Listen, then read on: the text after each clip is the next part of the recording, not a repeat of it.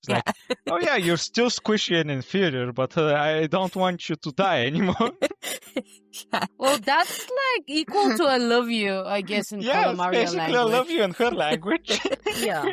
She's very bad at showing her emotions, but saying Yeah. that she doesn't want you to die, she's basically proposing at that point. Yes. Before we get spooky, a tiny favor to ask. If you're watching on YouTube, hit subscribe. If you're listening on Spotify, tap follow. It's free and it helps more Otome fans find amazing indie creators. And it keeps us safe from randomly being signed up for cursed dating shows. Hey everyone, I am Lover's Lens.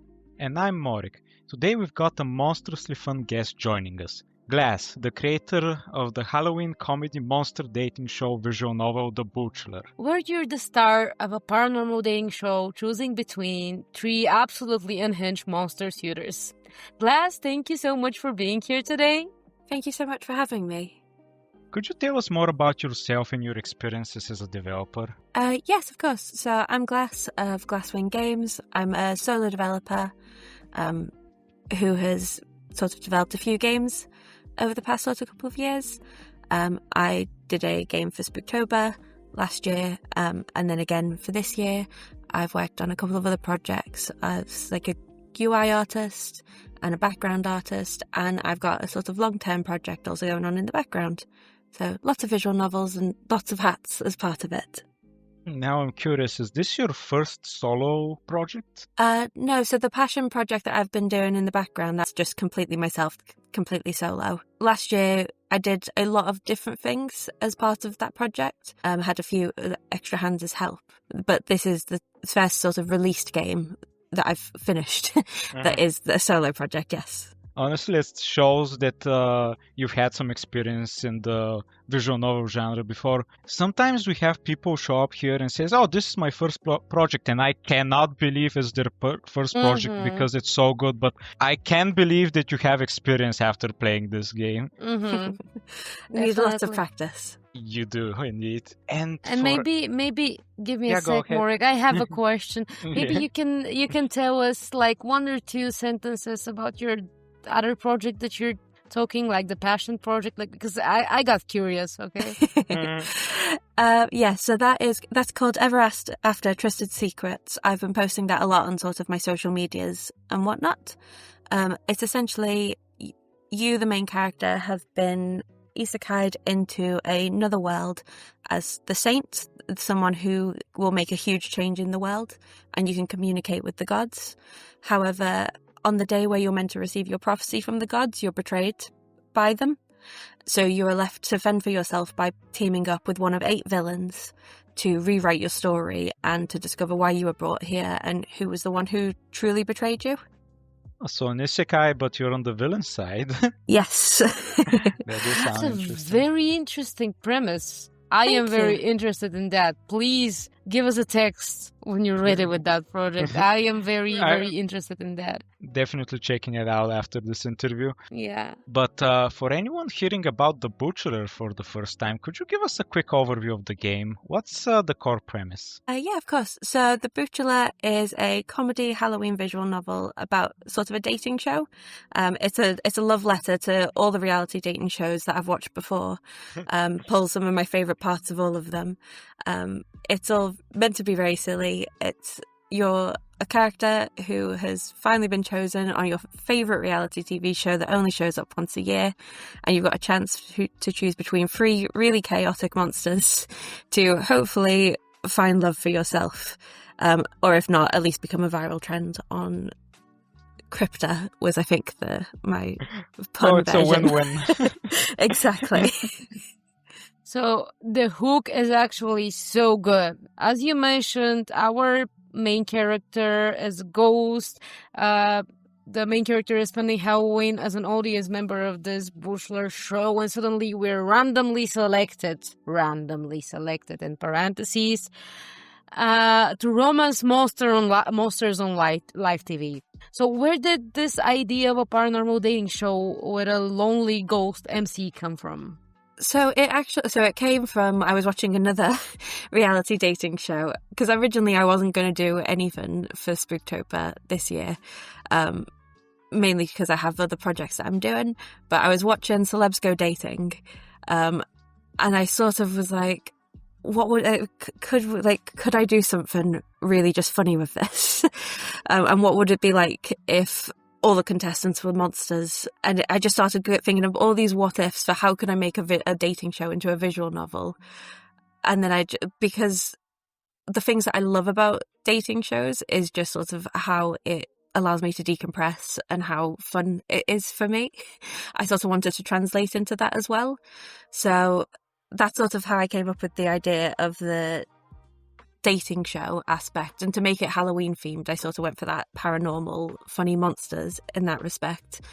And then the main character, the ghost, came from that version of sort of just myself and everyone I know who loves watching reality TV. Just, it's an amalgamation of all of those different personalities and all of those little tropes of us into one nice little, hopefully relatable, slightly unhinged character. She is very fun. Like, MC has such a vivid personality, but we'll talk about that a bit later when we talk about the characters. I just wanted to say that the ghost is the perfect candidate for a reality dating show, because they're kind of associated of the trope with loneliness often, especially Western ghosts. Like in Asia, they're more vengeful, but in a lot of Western literatures, there's always about something sad about them. In a way. Yeah, no, definitely. I wish I'd been that deep when I was coming up with the idea to think that's why I chose the ghost. There was a reason why I chose the ghost. It was not that deep. But I'm sitting there. I'm claiming that now for whenever anyone asks. You can steal my idea. I'll be like, look at this poetic thought that I came up with for why the MC is a ghost. I just related to high schoolers very much. Like, imagine when you're having your literature class and the teacher is asking you why the curtains are blue in the poet's house. It reminds us of sadness. And the guy just liked blue, man. That's about it. Oh, that's too funny. Yeah, I just wanted to comment on the whole premise thing. Like, I don't really watch TV. I don't have a TV. I don't own a TV. I haven't watched TV for like 13 years now or so. So I'm not very into reality shows. What I know about reality shows is because of online media like Facebook and Instagram and stuff like that. So it's not my cup of tea, but this is a show that I would watch. I will watch it. Like, it's very fun. We need to go pitch it to Channel 4. Yeah. I'm surprised a similar show doesn't exist already, like as an animated show at least or something. Kind of like the premise is perfect. It would be very fun to watch, yeah. Yeah. Yeah, maybe Adult Swim is your guys for maybe Adult animation. Swim, yeah. Someone get me connected with them. Like there's a big project behind that. It's not only a jam game now. Like it's a business idea. Okay, go big or go home. Yeah. Okay, let's get back on the real topic. Yes. Stop being silly. Oh yeah, another thing. We derail often. Yeah, as you can notice. It's a lot of fun. So, the tone of the game, it rides this brilliant line between spooky and silly. There are some content warnings, but honestly, it never delves into true horror. It's more of a chaotic Halloween comedy. So what kind of emotional experience did you want players to have while playing the game? I think I just genuinely wanted people to have fun. There's threatening language, which comes from one character very much in particular. Yes. Which is why I called that out specifically, just in case to forewarn people. Constantly threatening you. Exactly. But I think just in general, I wanted people to really just enjoy themselves. And I think as I started writing more and more of the game, it became more of a thing of I just wanted to also catch people by surprise. I didn't want anything to really be, I wanted to play into some of those core tropes and really sort of take advantage of them because they're great. And that's why I love a lot of those shows, but also make it in a way that was unexpected and would keep people on their toes in a way. Because it's one of those things I just wanted to keep it fresh as it sort of went through. But I think my goal was to try and make people have as much fun from beginning to end through the stories. Fun would be the perfect word to describe the game, to be honest. Thank you. I'm gold star for me for hitting it on the head. Indeed. So you already said fun couple of times, and I'm gonna repeat again that the format of the show itself and the game is quite fun. So you've got Jack, this guy hosting. You ask your three suitors questions, set them challenges, and you already said that this is like a mix and match of everything you like in reality TV. In the end of the show, we get to choose one monster to go on the best and possibly last date of our life. And I wanted to ask you, how did you approach designing the boosters as a reality TV experience inside a visual novel? Like, the premise is very nice, but the concept is weird, and I have no idea how did you manage to do that. It's unique, but yeah. As I said earlier, I'm surprised no one's thought of it before. I mean weird in a good way. It's not like with bad connotation, okay? No, I'm very happy with that descriptor, I have to admit. No, it describes it perfectly. So I think the way that I started approaching it was, again, I sort of went through all the reality sort of dating shows that I love and sort of tried to pick out things from that I felt could work. So I think some of the requirements I had for it was like it had to be something that I could gamify in a sense, or something that I could give people the option to interact with rather than just sort of watching it play out. So there was like a bunch of different things. For example, like in Take Me Out, one of my favorite things is watching them attempt to really badly do a hobby, or you'll have them come out and they'll do something really surreal, like juggling on a unicycle, like through a hoop or something. And like, it's all very, like, those type of shows are really crazy, but I couldn't think of a way to necessarily do that in a way that would be fun and different for the player and wouldn't just feel like the previous rounds repeated. So I kept the question round in because that's like a classic across a lot of these types of shows. And I gave a bunch of different options for questions and tried to keep them silly to, again, give people that replayability and just a bit more control over what types of questions they were asking. The second round, the family videos, that came from Take Me Out. But rather than necessarily having them just react, the way that I tried to gamify that was by having the guessing which video does it belong to, even though it was so obvious. That was intentional. But you'd get different lines if you do go for the wrong answer and stuff, and you get to... Jack will judge you massively, and that in itself can be funny. And in the third round, that was sort of an adaptation for some of, like, across a few different ideas to sort of have that trick or treat, and I kind of came up with my own game by amalgamating some of those things and trying to find a way to gamify it. And in that case, it was, do you trick or do you treat? And you could get a bunch of different options regardless of which option you chose. The date, again, that was sort of an iconic thing. The way that I tried to sort of make that unique for myself, it's the being able to build up relationship points as part of it. And each character had their own built-in twist in the story. I know there's one specific character who has a very big twist, but so do all of the other characters. I'm not sure if it's going to be a spoiler, but we are bringing that up when we go to the characters. I'm just giving a heads up. That is completely fine. But yeah, everyone has a twist. And so then that sort of feeds into the different endings.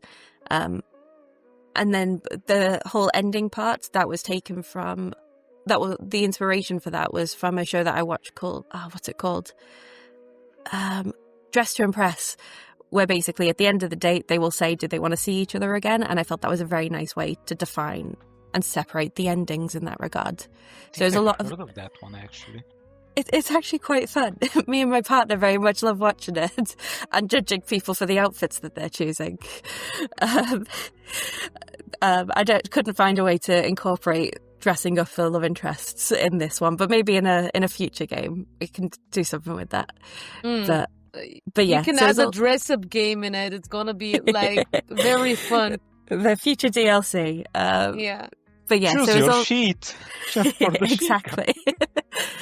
But yeah, no, it's all just sort of taking bits from things that I love and then figuring out how I can make them unique and interesting in their own way, so that it wasn't repetitive. Is the TLDR. Yeah. Okay. Thank you for the answer. I loved it. I loved the game. I don't have any comment. Like, guys, you should play this game. It's very funny. Even though it's not Halloween anymore. Like, we're a little bit late with this. Yeah, it would have been perfect if we did it as a Halloween episode. But okay, we're just late. imagine the whole winter season is spooky. It is spooky. Have you seen how dark it is outside? It is spooky. As Jack would say, Boo-chelor is perfect to watch as reruns throughout the year. Yes. Yeah. So I think it's time to meet with the contestants, starting with Calamaria, contestant number 1. She's very passionate about taking over the world. Has a lot of appendages. She's ready to use them to either hug you or crush you, depending on your choices. What makes her so fun and over the top as a love interest and to write? So I think what was interesting about trying to write her was trying to make her threats actually seem like legitimate responses to some of the things that the MC was saying. Like she's answering you but threatening you at the same time. Exactly. But every single sentence is her redirecting to taking over the world. So some of the things that the MC was saying, I was sitting there going, how can I make this go back to some form of threat against the universe? Which was an interesting thing to do. But originally she was meant to have she was in the same way that another character is, she was meant to sort of be you weren't meant to be able to understand what she was saying at all. But I was very glad I sort of made the change for you to be able to understand her as the player, but just her shouting instead. I think it's more unique that way. You having one character you don't really understand and the other you understand, but she talks in a very unique way. Yeah. Demanding way, maybe? She knows what she wants and she's constantly informing you. Exactly. And yeah, I think it was a lot of trying to, like, especially in the game or in the dating show part, like when you're first going through and asking the questions and doing all the rounds and stuff, is trying to see if I could make nods to her twist without revealing what the twist was. So trying to balance that type of thing as well.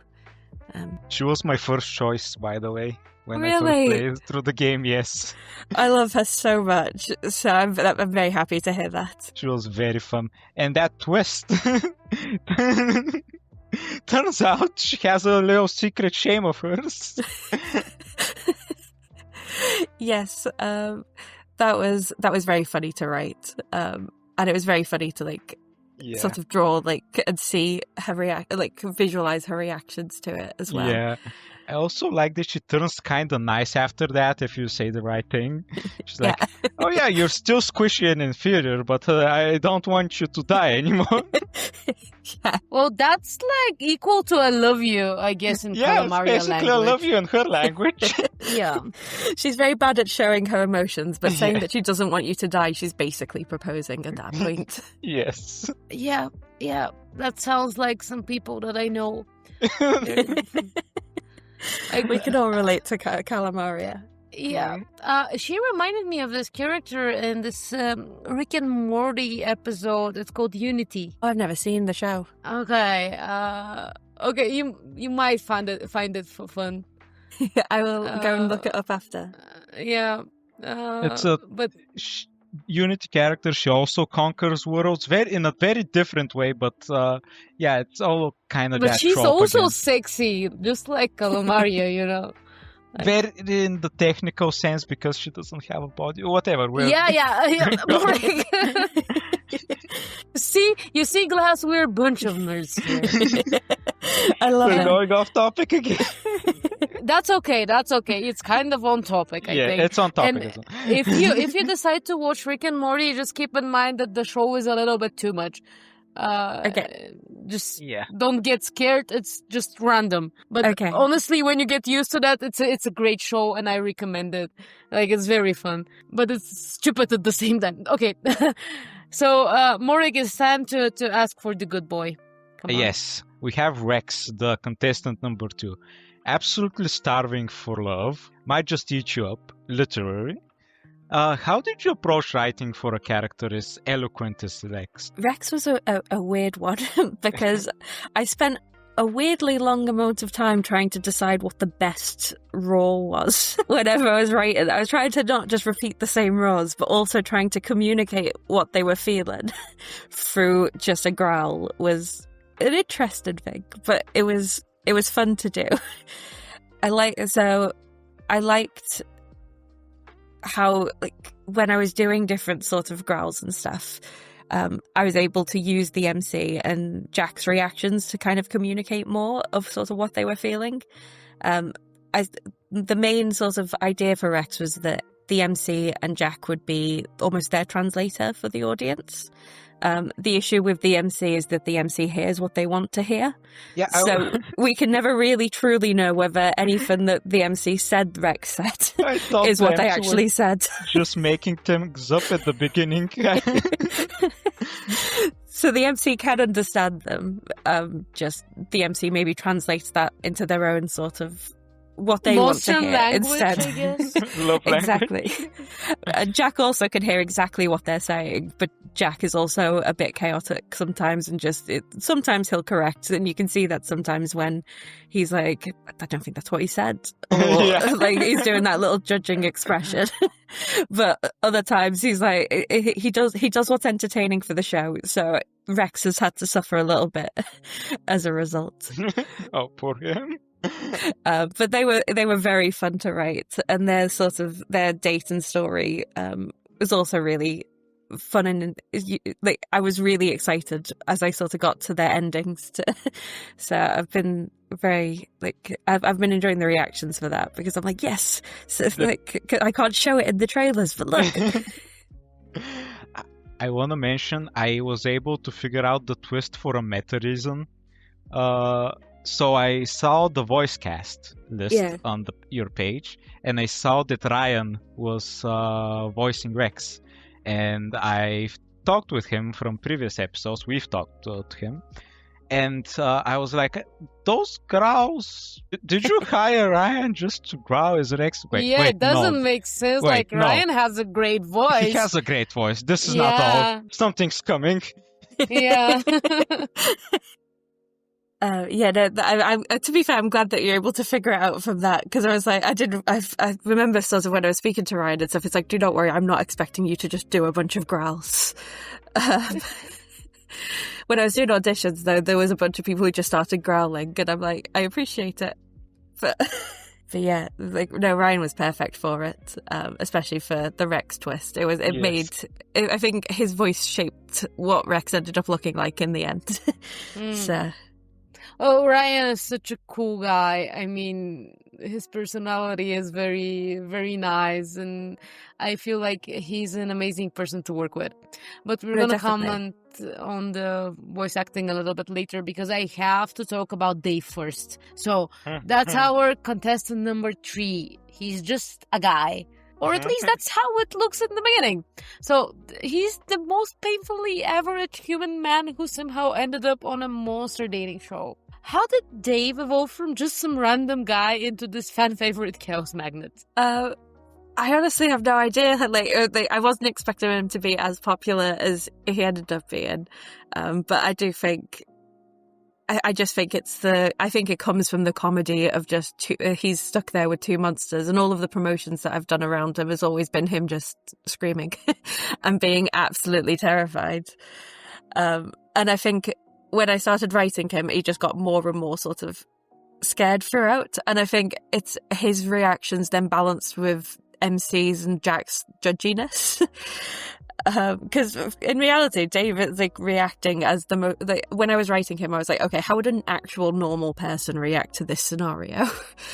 And then meanwhile, you have MC, who's slightly unhinged, reacting as if he's the insane one. And I think just that sort of dynamic, I think them together is sort of what made Dave even funnier as a character in general. And then on his date, he does a complete sort of switch around. It's been really fun sort of seeing how different people have played, and how a lot of people expect the right answers on Dave's routes to not be the correct answers whatsoever. But it was very fun writing him simply just for the chaos of it all. There's a certain part in the date which I think was my absolute favourite one, and it's a certain when he starts talking a certain way and introduces himself as someone else. But yes, it's a slight nod to that. I really like the interaction with the boy. I need the word in English. Is it the fortune teller? Yes, it's the fortune teller. Thank you. Like, I literally received this word in 2 different languages in my mind, but English was not one of them. I am sorry. So, the interaction they had with the fortune teller was very fun. Like, I don't want to spoil too much, but I found Dave shady from the beginning. Like, that's why I chose him. Like, this is no, I don't believe you. I tried not to be too subtle about that, so it wasn't as much of a surprise. I mean, Dave's quotation marks mother with her biscuits is meant to sort of Yes, I was gonna mention make you that question. the home video. And also those little horns that he has. Excuse me. At the beginning, I thought they were like Halloween dress-up horns. Those you see being sold everywhere. When I could only see his silhouette. That's what it's meant to. I think it is meant to look like them because it's got the little head band thing alongside it. Yeah, I have a question regarding him. Did Jack know the twist? No, he did not. And Jack is infuriated by that. So he thought he was just taking a rando. 100%. To be fair, Dave did apply. And I think when they did the background checks, they thought it was going to be really funny. We did a couple of pre-show interviews, which is both on my social media, and I think I've sent them to yourselves as well. But if you watch them, then you get to see how Dave arrived to the show and his panic as he realizes what's happening. There. Okay. We're gonna check them out. And so I think we have only one person left to talk about. No, we have 2 people left. Oh yeah, true. I am sorry. Go ahead, Morek. Before we go to the you know who, first we have to talk about the MC themselves. You said they have this high thread count. They love haunting reality TV, and players can customize their name and pronouns. People really seem to love their chaotic and unhinged ghost energy. So, what did you want players to feel when they stepped into the shoes of the ghost MC? So, with the ghost, I tried to, as unhinged as they are, I tried to also make them as not neutral as possible, but like make it so that anyone could be underneath that ghost sheet. So, because anyone could be the MC, should they so wish to romance 3 monsters, they could be under that sheet. At first, I was going to keep the MC a bit more neutral, but then I found I wanted their reactions to be funny. So I think I both want people to feel like sort of they can relate to the MC in a way, especially if they do love reality TV. I want people to find the MC funny, and slightly unhinged and slightly chaotic.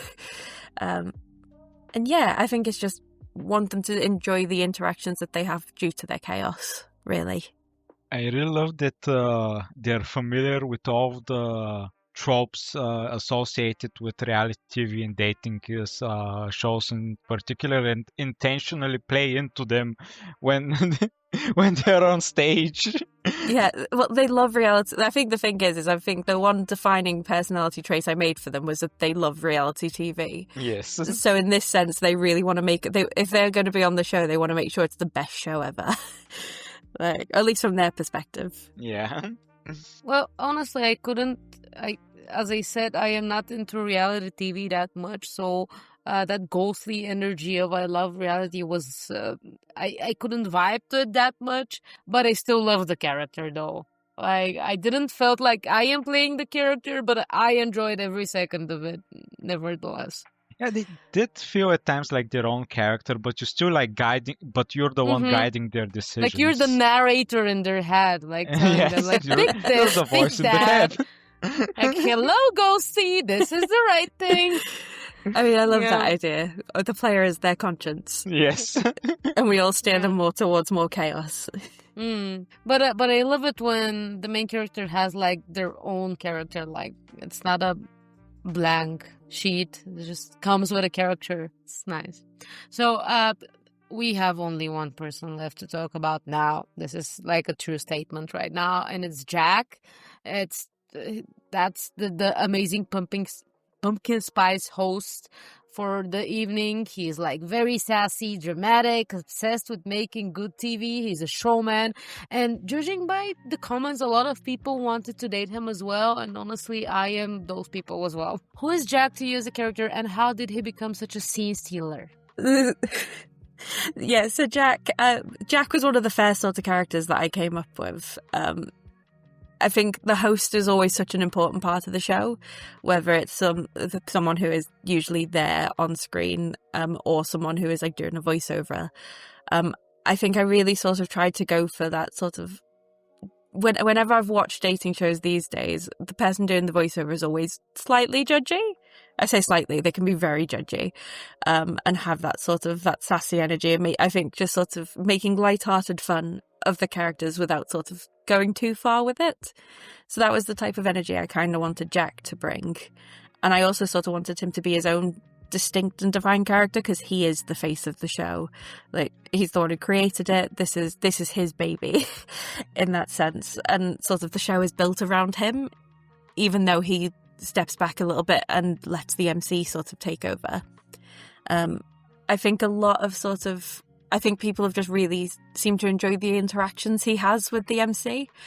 I think because the way that I've written the MC is they also love reality TV and want to make a good show, they bounce off each other really well, if I say so myself. And I think it's just his not very serious energy that sort of helps. And I think from an art point of view, it's all the different facial expressions. When I showed Jack to my partner, I think his favourite expression was the surprised Jack face, and he was like, "Can I just have that all of the time?" So I think Jack's expressiveness in both sort of his actions and just how he looks, I think, is what sort of made him steal the show a little bit away. But that was by his own intention, because it's his show. It's his show. Yeah, true, makes sense. But it is clear that he just really loves good TV, and he will take a step back when he needs to, because when he sees like good TV happening in front of him. Yeah, he gets stressed when he doesn't know what's happening. Yes. But if it's good TV, then he's like, cool, I'll let it happen and just have a very strong pumpkin spice drink later. Yes. I don't know. I love this whole TV the TV screen moment. Yes, when it's failing the entire time. Yeah, like pushing it, dragging it, swinging on it, like the pumpkin falling TV. From it. Yeah, falling from it. Like yeah, Jack is a very nice character, and I love him for real. Like if I had the chance, I would probably choose him, and that would be a good TV as well. Honestly. I'll add that to the list for the future animation. Mm-hmm. So moving on to the arts section of our podcast. So the art direction is gorgeous and super cohesive. You've got these expressive monster sprites, themed UI, very cool backgrounds. It all screams Halloween TV special in the best way possible. What were your main inspirations for the art of the Boo-chelor? So I wanted to create, with the art, I wanted to create something that was pretty saturated and very bright, because I felt like for something that I wanted to be very light-hearted and fun, I think I needed those really sort of poppy colours.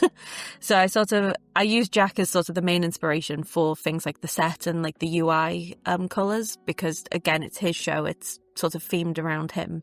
So there's a lot of pumpkins, there's a lot of purples, lots of sort of very classic Halloween colours. And then it's also like a lot of the inspiration for like the designs and some of the design choices for the sets and the UI came from reality shows. I wanted, like, a lot of those shows have very classic like neon vibes. So that's where some of the lights on everything, the dotted lights around everything. Exactly. Yes, like it's all very bright, like especially with like the logo, the whole neon aspect. That was kind of what I wanted to go for, and I did the logo first, and then worked backwards for everything else. And then when it came to the characters, it was my first time actually drawing more monstrous characters compared to very humanoid ones. All the ones I've done in the past have all been more human than monster, but it was a good challenge to do. And each character had their own sort of different style choices. So Jax was his was meant to look like a classic reality show host whilst also being very unique to himself. I wanted to make sure he had like a cane and a walking stick to sort of nod to some of the difficulties he has to like with his character, but then also have that bit more of a stylistic choice. And for example, Calamaria, like she originally did not have tentacles, but she's since had tentacles, went following the writing. I have a question regarding that. Yes. Did you name her Calamaria after deciding on the tentacles, or was she already named that and you were like, oh wait, tentacles would be perfect for a character named Calamaria? The tentacles came first. She was originally just Alien 1. Okay. Or alien love interest at first. I had very little actually decided about her until I started just writing. And I think just how she naturally came out really shaped who she was. And then I know we'll get to voice acting in a second, but then when I sort of recruited the voice actor, how she portrayed her then also shaped who she was. There was bits of elements about her design with so originally she was meant to have her armor was meant to be a bit more pink, but then when I did some colour correction, it ended up looking a bit more purple. But the pink was meant to be a bit of a nod to the twist because she is a certain doll fan or for the movie that was released. So she would have been right there in the front row watching that movie. Snacking on the other movie coast. Exactly. She was the real reason why that one got so many people going, because all the other ones got eaten by Calamaria instead or blasted. But yeah, so it was all very much a learning curve with the character designs, but all of the things was meant to sort of have a nod to their story, like as you said with Dave's horns and whatnot. But yeah, lots of neon inspiration and just inspiration from their stories themselves, which is why I think the writing had to come first in this case. But yeah. By the way, it stuck on me the fact that actually purple and orange as combination is like a very Halloween color. It is the Halloween combination, and maybe blue. Yeah. I Blue as never well. realized that. I was like, yeah, she's right. Wow. I feel a little bit dumb now, but I like purple so much. It's my favorite color, and I enjoy everything that's purple. It is Jack's favorite color too, so that works out perfectly. Really? Well, we would be an orange. amazing couple. Come on. She's giving hints to what the next DLC she wants to. Yeah. And I'm gonna talk about the voice cast now. So, the voice cast is amazing. All of the comments are like people screaming about the voice acting, and we honestly loved it, as I said. And we actually had Ryan as a guest in our first season of the podcast, and we had a blast with him with his game. Dates are fully voiced with partial voice acting in the rest of the game. And I wanted to ask you, what was it like casting and directing all of these different voices? I bet you guys had a lot of fun. It was honestly so much fun. Honestly, all of the voice actors are absolutely incredible. So in my previous projects, when I've had sort of voice acting, I've gotten a little bit more involved in the direction, and I'll have very, very detailed direction notes. Due to sort of the time constraints, I didn't have as much time to do that. So I copied over all the lines that was important, and then I sort of said to the voice actors, like, if you need context or if you have any questions, reach out and I can give that. But I don't necessarily have time to go through line by line and give all the specific context and any sort of how I want you to say it. And I think they just rolled with it. And they came up with things, ways of sort of saying the lines that I don't think I would have came up with myself. So they added such a flair and like such a creativity to it that I think really brought the characters to life. And honestly, it was honestly so amazing. Like, I know Samantha with the Calamaria, like she's had some lines that she really loved being able to say, like some of the classic like "take me to your leader" type characters or like type when lines she and enters stuff. your date. Yeah, she was so happy when she saw that line, and that honestly, just seeing how happy that she was with that line made me so excited for it. And just hearing like Jack do like so many different laughs, it was so fun to listen to, and then sort of decide the takes and then do some of the editing for, and Ryan's lines especially, like I was so excited for people to get to the endings just so that they could hear his version of Rex. But yeah, no, I had a lot of fun with it, and it was a really good sort of challenge. And I think given them, it was a good idea on my part to just give them complete creative freedom with it, because they came up with something amazing. Like, and especially with Jack's voice actor, I can't believe it was their first time ever doing voice acting, at least for a visual novel. Excuse me, what? It's their first time? Yes, it's first ever. I think they've done a few sort of other projects, like personal projects, but not necessarily for a visual novel or not something that's been published like this. So they've said themselves that this is their first time, and I'm like, I would not believe it in the slightest, No because you're way. so No. good. That's a lie. He's lying. Yeah. But Okay. honestly, so impressive. It is impressive. Great acting. Like, great acting. Like, he's... I don't even have words. Like, you left me stunned here. Yeah. He Piece of sounds like a info. show host. Dave Yeah. sounds nervous the entire time, which I love. And Calamaria does sound like someone who's about to conquer the world. Like she's constantly Yeah. domineering in her. Like, she's like a dominatrix. Like, that's why I said. So I am a nerd. I play games. One of the games I play for a couple of years now is Dota 2, and there's this very sexy character called Queen of Pain. And she has a voice like that. Somehow it Nice. just reminded me of her, and I was like, Did you play Dota But too? still, I was terrified of Calamaria, nevertheless. I'm always terrified of her, but like in the best way. Like, Yeah. I love her. Because Like, I'm maybe- afraid of her. Maybe if I was a man, I would go for her, definitely. But I am not. So, like, I just imagine her in high heels and Well, I don't latex. think she has legs for that. Come on, heels are not only for legs. Don't be like that. I You guess can the put, tentacles can. like, imagine, like, if you have 10 tentacles, you can put 5 pairs of different heels. Like, this is a dream, okay? No, when yeah, you you can can't make finally make decision use of which all your shoes. shoes in your Yes, wardrobe. thank you. You sound like my boyfriend right now. Like, I'm fucking done with your shoes everywhere. What is this? But there is a thing with girls and shoes, like, yeah. So the soundtrack. Yes, we haven't. the soundtrack.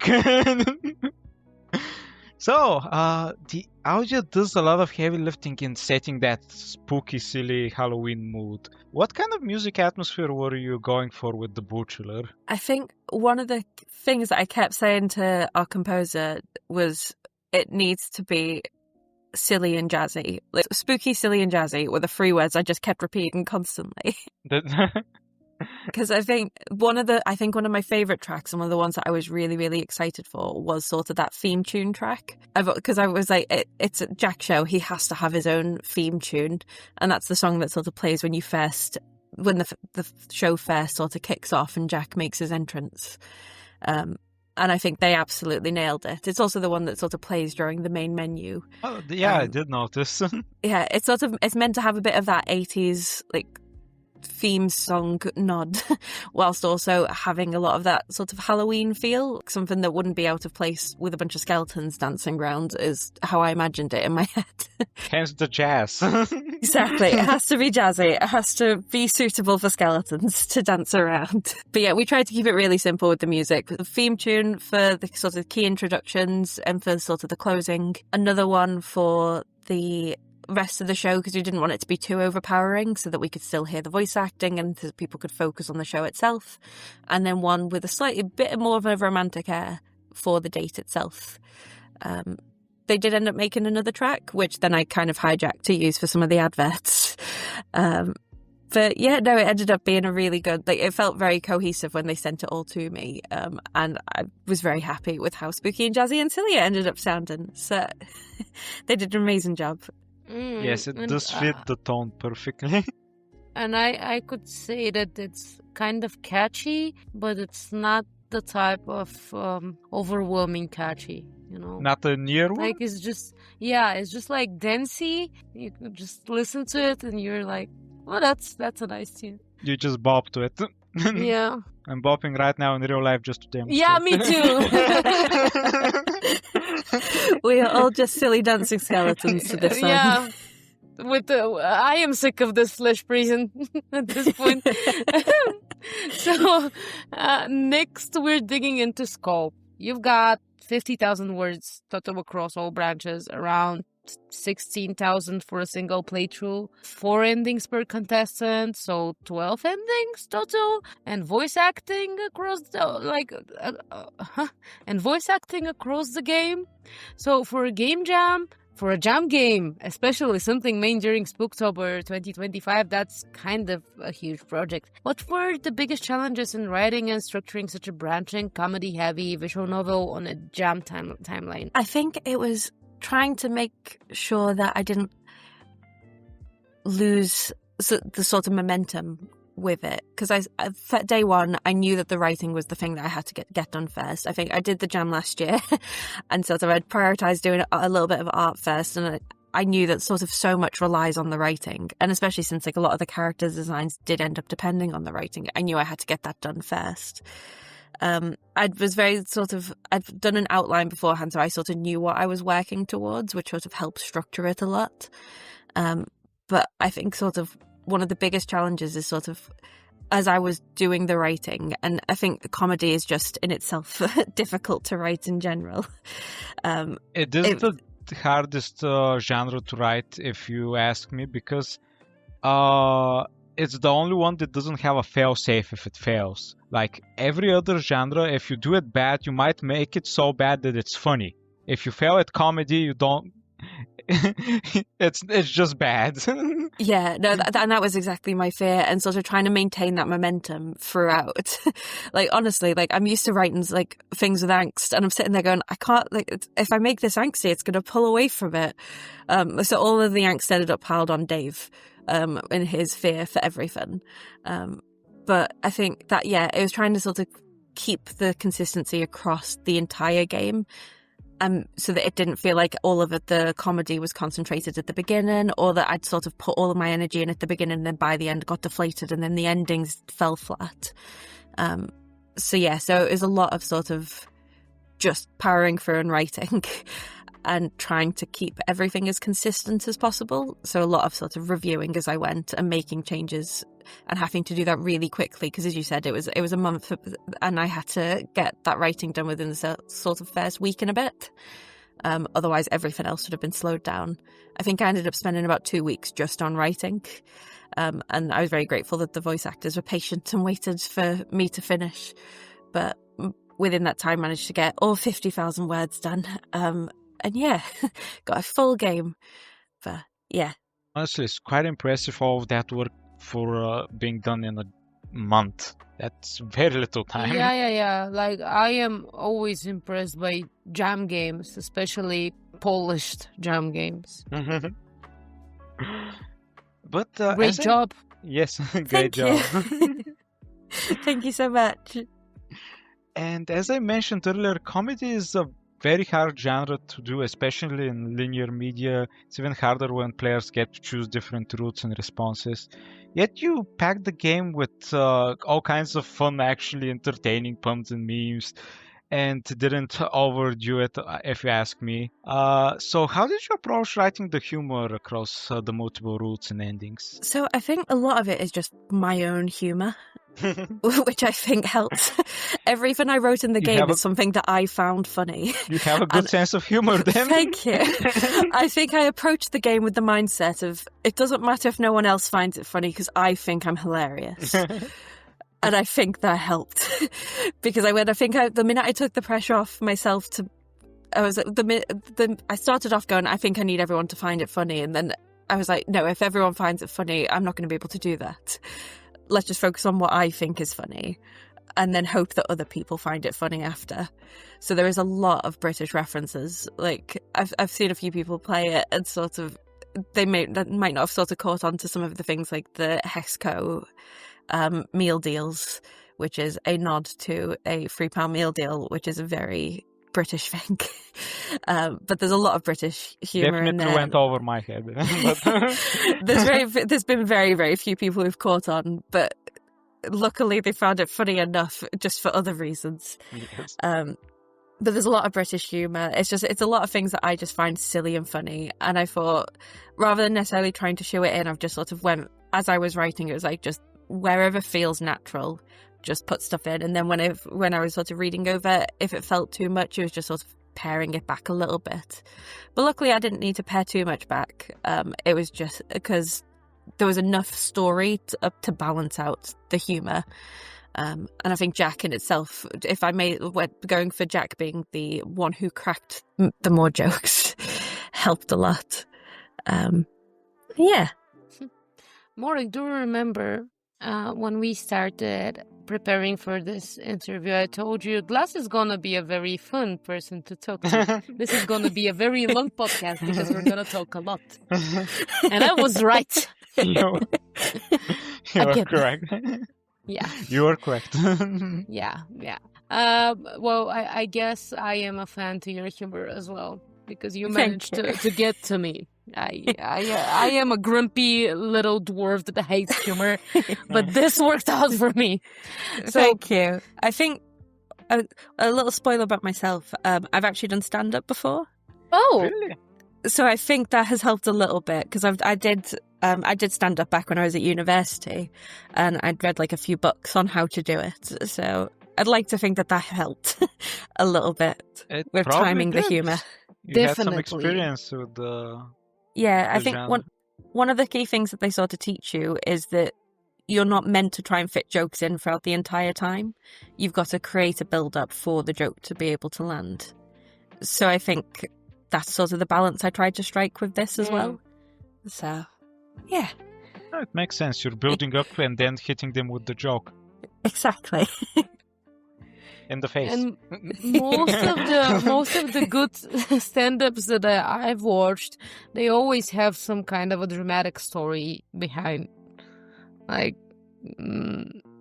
it's, as you said, it's not jokes, puns all the time in your face.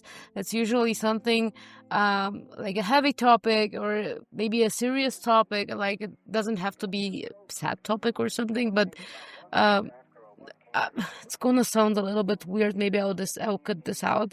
But one of the funniest stand-ups that I've ever watched was about a guy sharing a story about his sister's funeral. Man, I cried. Like, the story generally was, like, very sad, but he did land awful jokes. Like, Yeah. one of those jokes that you're a little bit ashamed that you're laughing, you know? Yeah, But no, I get that completely. I think I think I might know which one you're talking about, but Mhm. It was quite popular. yeah, it was impressive that they managed to get like everyone laughing and the joke with that as well. But yeah, comedy is that just was such exactly my point, that it's like very non-pleasant, the topic itself. Like, it's something sad that it will make you cry, like in every other occasion. yeah, But no, this is his way of processing grief, I guess. yeah, 100%. Very powerful too. Very powerful too. Definitely. But yeah, no, comedy is such a difficult genre. I remember as I was writing it, I was posting into like a server with some friends going, why is comedy so hard to write? I did not expect it to be this difficult to write. So yeah, so it's definitely not easy. I would agree that it's the hardest. Yeah, I do really think it might be the hardest genre to approach. Yeah, 100%. And talking about balancing, you also managed to balance bad endings with hilarious endings. And people mentioned that even when things go off the rails, especially in Dave's route, it's still entertaining rather than just punishing. So what's your philosophy on bad endings in a comedy, horror, dating, visual novel? I think for me, regardless of whether the ending is good or bad, it has to feel satisfying. You can have, like, I think if you have it so that the character dies and then just immediately and then nothing happens, it can leave that sort of not weird aftertaste, but it's just a sort of, I think just trying to flesh it out as much as possible and give people that satisfying conclusion is, I think, what I usually try to go for when I'm writing visual novels. Especially with the Boo-chelor, I'd planned out each ending specifically based on sort of the responses, how much points that you'd gotten, and then sort of what your final choice was.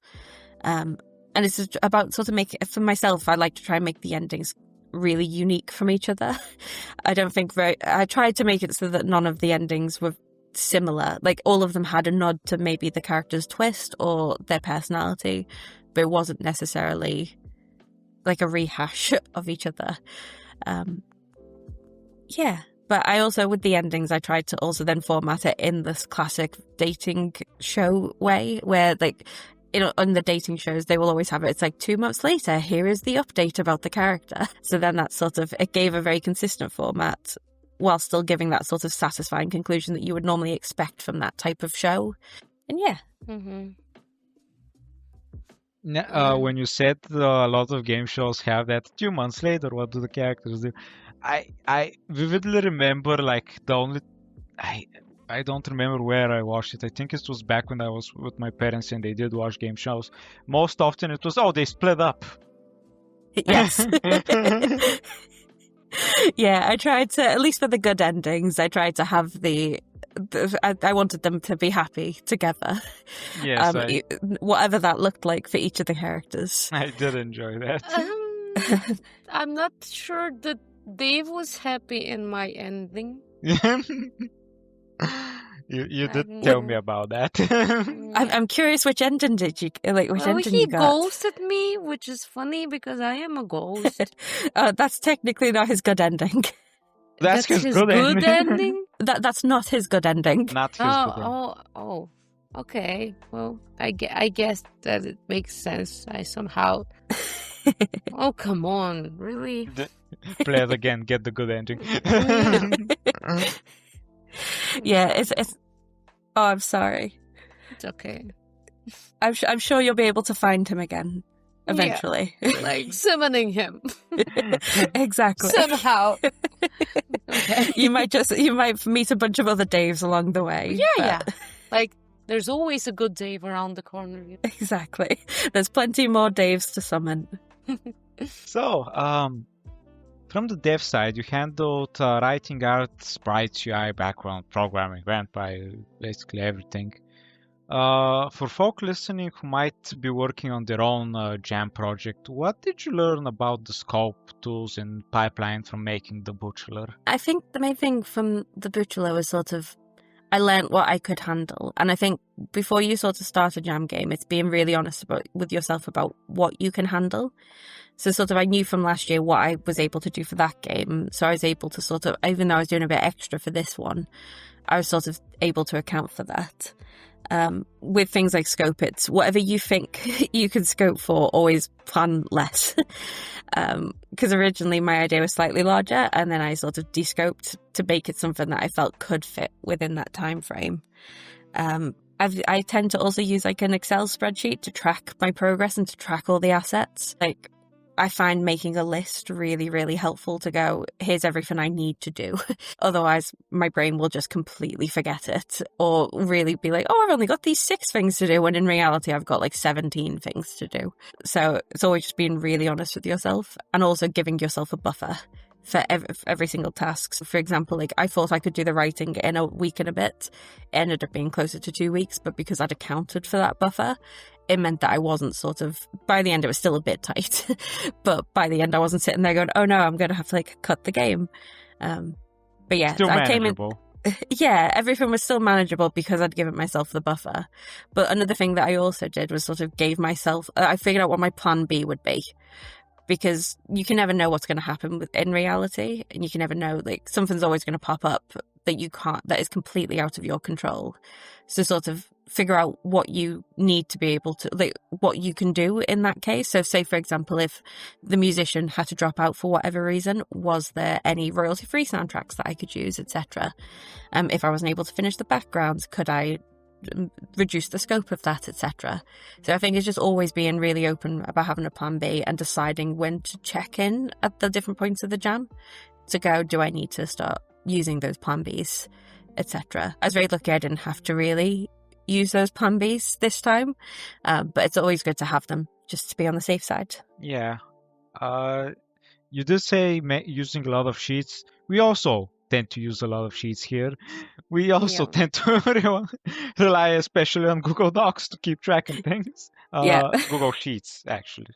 Sorry. Yeah, I use Google Sheets as well. I've got a nice little project tracker that I have, like, every asset written down in, when I need to have each one by. Like, it's also where I track my bugs and stuff. I also did all of my writing in Google Docs. I think now that they've added the tab things in the outlines, it's been so much more helpful trying to, like, navigate between choices. Oh, yeah. I've tried to use other tools before, but it's just my brain didn't work that way. So Google Docs it is for now. Simple Google works. Docs is great because you can share it very easily with everyone. That's Yes, what I definitely. like, and you can open it on different devices. And like in our case with Morik, we can edit the same document at the same time, which is like very useful. Like we use it for communication during podcasts, like for a chat. Yep. Like we're chatting. While we are chatting with you, we're constantly communicating in secret, don't you? In the document. Using Google Docs. Love it. Funny. I also really love being able to use it anywhere, because, like, I do a lot of commuting for work and stuff. So, for example, I'll just be on the train, just writing away. No one knows this. I'm just writing comedy on a train on my way to work. But most of the Boo-chelor was written on a train. So That's a fun fact to have. Yeah. At least you had funny mornings. Exactly. That's quite a nice way to start the day. Yeah, no, definitely. If I have to wake up at 5 a.m, then I'm going to be writing comedy. So That sounds like a nightmare. No way. I am not waking up at 5 a.m. for anything. That's because we live in a small country, Morik. Like, imagine traveling. Like me, I travel for like 1 hour to the town, and it feels like an eternity for me, honestly. I live And in I the only city do center that- and everything is already here. Yeah, you have like everything in 5 minutes, but My biggest travel is 10 minutes. wow. Yeah, we live in relatively small countries. Everything is kind of close, and I live in the middle of of nothing. And I usually travel to the capital, and half of the time I travel is in the city because, like, and it feels like eternity, as I said. So let's not derail anymore. I'm gonna ask you about player reception. So players are calling the game silly and funny, which is true. They're praising the art, like there's a reason, because it's good. They're praising the UI, the characters, like everything. It's like, as I said, it's a polished product. We've seen people say they didn't expect to love it that much, and some are full-on feral for certain characters. So what has been like reading comments for your game? Do you have any favorite reactions? It's honestly been amazing seeing all the different reactions and seeing how, like, kind everyone's been. Like, honestly, it's a huge motivation for me to see other people really enjoy the game and to keep enjoying it. I'm trying to remember some of the different reactions that I've seen, but I think some of my favorite ones are usually the ones that are like, this game is absolutely unhinged, because I'm like, yes it is, and that is intended. I also really love when people sort of say which characters that they've been playing and sort of the different endings they get, just because I'm always really curious. And I've forced my partner to play, so I know exactly what ending he's gotten. So I think I just really enjoy sort of knowing whether people have done multiple or like who their favourite characters are. And I've also loved all of the love that I've seen for the MC. That made me very happy, because they weren't intended to be like as personable as they were, but I'm really glad that they came out that way and that people have enjoyed them. No, I'm very happy that they have such a vivid personality. You get a sense of them as a person as you play out through the different routes. Yeah. Yeah, they did end up getting a few more personality traits throughout, which I would definitely keep in. So, Though speaking of characters and their popularity, were there any characters whose popularity really surprised you? I mean, there were comments like, I choose Dave and did not regret it. Even the bad endings are hilarious. Calamaria is my fave, and so on and so on. And I want to date Jack, a very important comment that kept popping up. Yes, thank you for mentioning that. So I think the MC's popularity probably surprised me the most, because I felt more people would be more focused on the love interests. But for the love interest specifically, I was kind of hoping people would love Jack, so I was a little less surprised about that. But I think it's the Calamaria love. I think I was always concerned because she just uses threatening language all the time. I was worried that some people might not receive that very well. Understandably so, she is threatening to destroy the universe every time you speak to her. But I think there's been people have really been hyping her up, and I've loved all the different reactions to both her and her voice, and I'm just like, yeah, no, I'm here. I think it's because I am one of the leaders of the Calamaria fan club. I'm like, yes, come and join me. Yeah, I'm so glad I chose her as my first. I had a sense there was something cuddly under all of that world domination exterior. I think it's the tentacle thing, Morek. I think it's the tentacle thing. I don't know. Like, you're weird. See, it's sorry, cuttlefish. There's a reason it's called a cuttlefish. I think I haven't seen as much reaction for Rex, so I don't know if it's just because people who do play Rex haven't commented about Rex, but I would be interested to see other people's thoughts on Rex at some point. Hilarious. It's not very Seeing him talkative, suddenly turn at the full moon, such a highlight. But definitely play Rex, and definitely also give Rex a hug, because they are the goodest of boys. Yes. And they have their own twist, which is very fun. I think we spoiled the twist at this point, if people can get hints. I don't think I'm very subtle with it a lot of the time, so I don't usually mind too much. I don't know. I'm the type of person who loves spoilers, actually, and sometimes a spoiler can make me go watch something just to see how it Yeah, just unrolls. to see how that happened, right? Yeah. How the big thing changed. I don't hate spoilers. I don't mind them, really.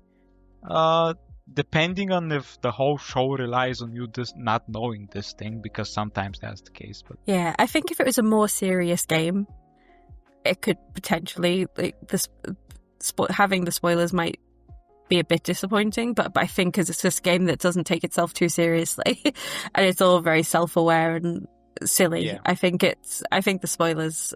If I'm completely fine with anyone spoiling it, because I'm very much just like, yeah, no, bring people on.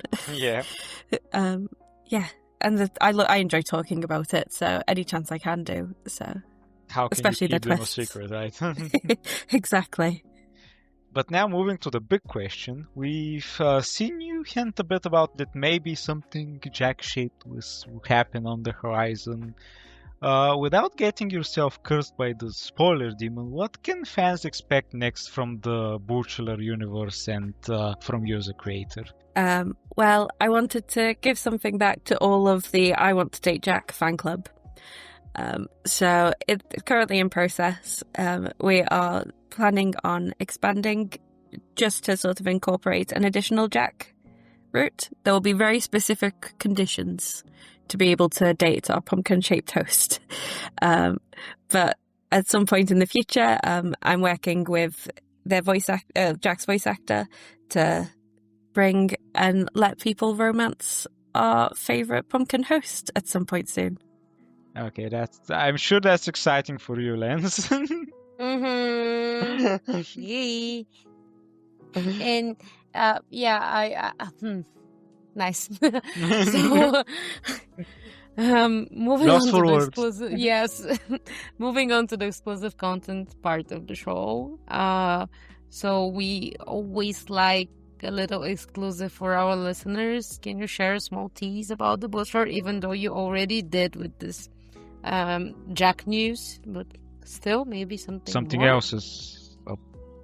Yeah, so I think I had a few sort of initial scrapped ideas that I had for the Boo-chelor. I think it's sort of something I sort of nodded to earlier with. It was originally going to be a bit bigger than it was. So I was originally going to have more than the core 3 love interests. I think my initial idea for the Boo-chelor was that it would have multiple love interests that at the start of any game would be randomly chosen to give sort of the different dynamics and interactions. So some of the potential love interests, which did not end up making the cut for the final game when I ended up de-scoping it, was there was a witch that only spoke in curses. So if you think of like Macbeth, but with like the style rhyming. Wait. Would she That have would been be hilarious. if she was only allowed to speak in curses? Would she be allowed to swear occasionally? Because that's technically a curse word. Maybe. I hadn't decided that. But her main thing was that she would always get cut off by Jack before she can finish a curse. So it would always be in a slightly incomplete curse. Okay, that sounds funny. There was another character who was going to be a vampire who keeps asking permission to be let in, or rather to be let out of his pod. And then the final one was going to be a Grim Reaper, and they were just honestly there to collect the MC's soul. So I scrapped that and went with the more set cast due to just the scope constraints and I hadn't fully fleshed out all of their stories, so I didn't want to necessarily duplicate stuff. But I think it might be fun for a future game. But yeah. Maybe new contestant or maybe new just season, new season of the Boo-chelor next Spooktober. I am calling this. It's gonna happen. I know it. You're You hoping owe for it to us, okay? Every Spooktober from now on. But does that mean I have to bring back Dave every time so that someone is scared? Or is there a new Dave? I'll have to determine that. You just say earlier there's plenty of Daves in the sea. True. It could be Bob next time. I don't know. Robert. So to be fair, the name Dave came from the fact that sort of I tried to go for the most generic sort of average guy name that I know, and out of all the different guys that I know more Daves. I know about like 7 different Daves just in work. That's a lot of Daves. Yeah, so I'll need to do a bit more of a poll around the office to see how many more duplicates. It might be a Matt next time. I think I know a lot of Matts. In our country, we have a lot of Alex. Nice. Like for women and for men as well. Like we have a ton of Alex. Georgie, which would be George in English, is the most common name. Well, I don't know that much George people, but I know like a ton of Alex people. We had 4 in our class when I was in school. What is this? Yeah. I'll have to do a poll, see how many. Well, you have quite the community now around the game, so you can always ask them. Yes, what's the most common? I can't wait for next year's Dave. / George / Tim / Matt. But honestly, think about the second season. You know, the Boo-chelor, like it does come up once a year, right? Yeah. So I have an excuse to make another episode each year. True. I suppose that'll depend on the outcome of Jack's route, whether it'll still be around. Yes. Okay. So I guess that was about it. We can move to the wrap-up. Yes. So, before we close, do you have any final words for your players who've enjoyed the game or are thinking about downloading it? I was just going to say thank you to everyone who has downloaded it and everyone who sort of shared their comments and their playthroughs. And I hope that if you're considering playing it, that you do play and then let me know and tell me who you've romanced. And if you ever need a silly, funny time and want to enjoy a reality show for monsters, then the Boo-chelor is for you. The Boo-chelor is available now on our website, Otome.com. You can download it for free for Windows, Linux, and Mac OS. you can be starring your own haunted dating show and experience all 12 wonderfully unhinged endings. We'll have links in the show notes so you can support Glass, rate the game, leave comments, and join their Discord if you want to talk roots, endings, and of course, ghost flavor profiles. You've been listening to Lover's Lens and Morik on the Otome Games podcast. Until next time, may your games be cozy, your monsters dateable, and your heart well romanced.